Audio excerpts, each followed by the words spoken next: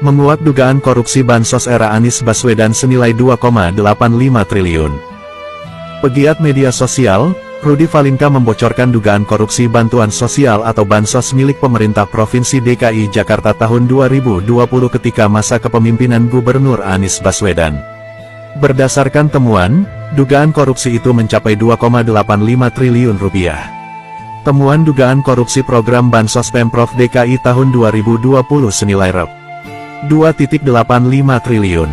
Hasil audit forensik Ernst & Young yang belum dibuka ke publik nih, kata Rudy dikutip dari Twitter pribadinya @Kurawa, Selasa, tanggal 10 Januari tahun 2023. Rudy mengatakan bahwa dugaan tersebut berawal dari info seorang pengungkap fakta yang mengabarkan adanya penimbunan beras Bansos milik Perumda Pasar Jaya tahun anggaran 2020 yang masih tersimpan di gudang sewaan di Pulau Gadung. Pasar Jaya merupakan salah satu perusahaan BUMD yang dipilih Dinas Sosial DKI sebagai rekanan untuk menyalurkan bansos berupa paket sembako. Terkait hal itu, Pasar Jaya mendapat porsi senilai Rp2,85 triliun.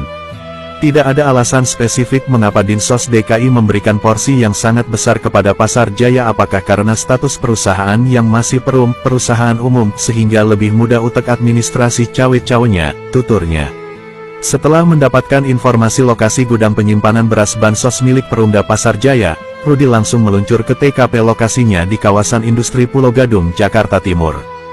Gue berhasil masuk ke dalam gudang penyimpanan beras Bansos untuk melihat kondisi beras milik warga DKI yang menurut info hanya di gudang ini aja sebanyak 1.000 ton beras dalam bentuk paketan 5 kg.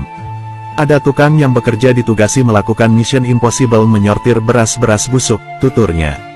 Rudy memastikan bahwa 100% kondisi beras Bansos milik DKI ini rusak dan membusuk. Bahkan menurutnya beras tersebut sudah tidak layak untuk hewan sekalipun karena terdapat jamur berwarna kuning hingga menghitam. Ikuti terus berita-berita kami yang terupdate, terpercaya dari berbagai sumber, dengan cara klik subscribe dan juga loncengnya, agar Anda selalu mendapatkan notifikasi jika channel YouTube ini mengupload video berita terbaru.